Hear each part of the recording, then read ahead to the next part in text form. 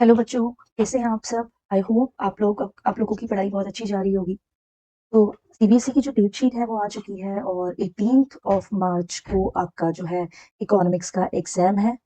So I hope आप लोग इस चीज़ को आप लोगों को इसके बारे में पता होगा कि 18th ऑफ मार्च को आपका इकोनॉमिक्स का क्या है एग्जाम। और आपको जैसे कि पता है कि इकोनॉमिक्स जो है वो 2 पार्ट्स में आपकी डिवाइडेड है। अगर आप 12th क्लास की इकोनॉमिक्स को पढ़ रहे हैं तो this book comprises of 2 parts. पहला जो पार्ट है दैट इज मैक्रो इकोनॉमिक्स और जो आपका दूसरा पार्ट है वो है आपका नेक्स्ट बुक है आपकी इंडियन इकोनॉमिक डेवलपमेंट।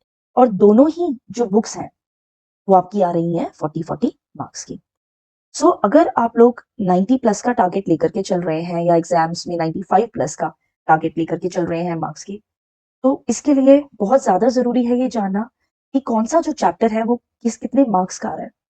आपको इस वेटेज का अगर आप पता लग जाएगा तो आप अंडरस्टैंड कर पाओगे कि एक्चुअल में आपको किस चैप्टर को कितनी इंपॉर्टेंस देनी है बेसिकली। तो आइए हम लोग चलते हैं हमारे मैक्रो इकोनॉमिक्स के पार्ट पर, जो कि 40 मार्क्स का आ रहा है, जिसमें से जो आपकी पहली वाली जो आपकी यूनिट है नेशनल इनकम वाली वो आपकी 10 मार्क्स की आ रही है, राइट। 10 मार्क्स में जिसमें से आपको पता है, अगर प्रीवियस क्वेश्चंस की बात करूं तो प्रिकॉशंस में से बहुत ज्यादा आ जाता है या डिफरेंस में से बहुत ज्यादा आ जाता है, difference between the stock and flow, right, है ना। और आपके जो न्यूमेरिकल्स हैं, चाहे वो नेशनल इनकम से रिलेटेड हो या फिर नॉमिनल जीडीपी या रियल जीडीपी से रिलेटेड हो, तो इन सबको कंप्राइजेस करके ये 10 मार्क्स का आ रहा है।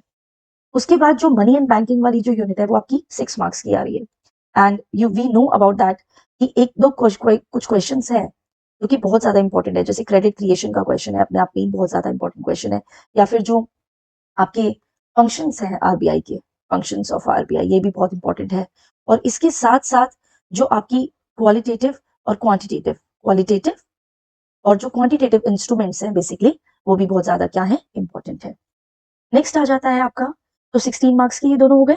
उसके बाद determination of income and employment. Determination of income and employment आ रहा है आपका 12 मार्क्स का।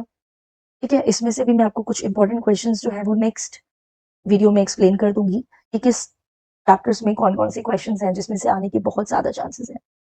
नेक्स्ट आ जाता है गवर्नमेंट बजट, जो कि आपका 6 मार्क्स का आ रहा है, प्लस में एक आपका बैलेंस ऑफ पेमेंट अगेन आपका क्या आ रहा है, 6 मार्क्स का। तो ओवरऑल अगर देखा जाए तो 12 मार्क्स का जो है आपका ये 3 चैप्टर्स में से आ रहा है, जो कि है chapter number 7, chapter number 8 and 9, that was all related to aggregate demand and aggregate supply. Government budget and the economy, आपका जो बैलेंस ऑफ पेमेंट है अकेला ही 6 मार्क्स का आ रहा है। ठीक है, और इसी में ही आपका ये फॉरेन एक्सचेंज जो है वो भी इंक्लूडेड है। फॉरेन एक्सचेंज वाला जो चैप्टर है वो भी इसी में क्या है, इंक्लूडेड है। So this is all regarding the unit wise weightage breakdown as per the CBSE 2026। और अगर हम लोग नेक्स्ट स्लाइड की ओर चलें, तो जो पार्ट बी है आपका that is related to the Indian economic development. Again ये जो बुक है आपकी कितने मार्क्स की आ रही है, 40 मार्क्स की आ रही है। जिसमें से जो आपका डेवलपमेंट एक्सपीरियंस है ऑफ 1947 से 1990 का, और जो इकोनॉमिक रिफॉर्म्स हैं टिल 1991, तो इन शॉर्ट देखा जाए तो चैप्टर 1 to 5 अगर मैं बोलूं तो ये बेसिकली कितने मार्क्स के आ रहे हैं आपके, 12 मार्क्स के आ रहे हैं। ऑल्दो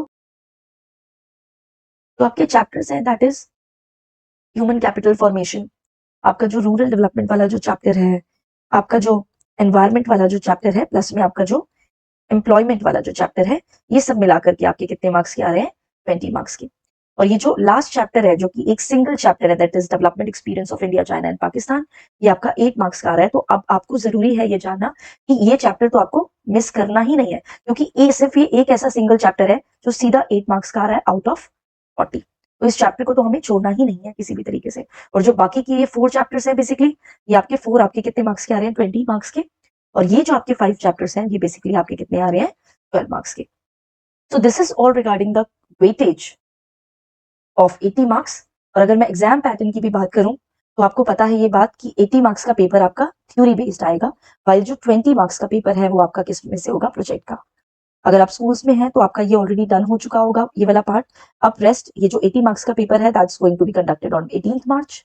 और क्वेश्चन अगर मैं स्ट्रक्चर देखूं तो आप ये बात देख लीजिए कि आपके जो 1 मार्क्स के क्वेश्चन है वो आपके कितने आ रहे हैं, 20 के आ रहे हैं, जिसमें से 10 आपके मैक्रो इकोनॉमिक्स की बुक में से आएंगे और 10 आपके किस बुक्स में आएंगे, इंडियन इकोनॉमी की बुक्स में। उसी तरीके से अगर मैं आपसे बोलूं कि 3 मार्क्स के जो क्वेश्चन हैं वो आपके 4 आ रहे हैं, तो इन शॉर्ट 12 मार्क्स के। तो 3 मार्क्स के आपके 4 क्वेश्चन आ रहे हैं, जिसमें से 2 क्वेश्चन आपके मैक्रोमिक्स से आएंगे और 2 ही क्वेश्चन आपके इंडियन इकोनॉमी में से आएंगे, राइट। उसी तरीके से ये आपके हैं 1 मार्क्स के क्वेश्चन, ये आपके हैं 3 मार्क्स के क्वेश्चन।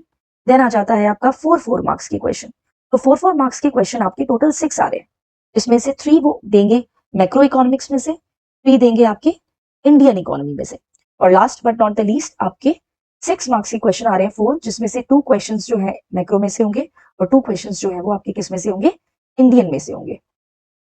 तो आपको ये बात ध्यान रखनी है बेसिकली कि आपका एग्जाम का पैटर्न क्या होगा, राइट। तो जैसे कि इन्होंने बताया कि 1 मार्क्स की क्वेश्चन, 3 मार्क्स के, 4 मार्क्स के और 6 मार्क्स के क्वेश्चन आएंगे, और ये 20 मार्क्स के क्वेश्चन काफी स्कोरिंग है, ठीक है। अगर आपको कंप्लीट बेस आपका अगर क्लियर है तो ये 1 मार्क्स के क्वेश्चन आपके बहुत ज्यादा क्लियर हो जाएंगे।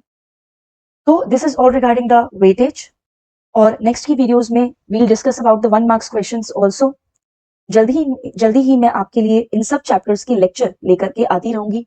तो इनको देखने के लिए चैनल को सब्सक्राइब करें और अपने दोस्तों के साथ शेयर करें ज्यादा से ज्यादा।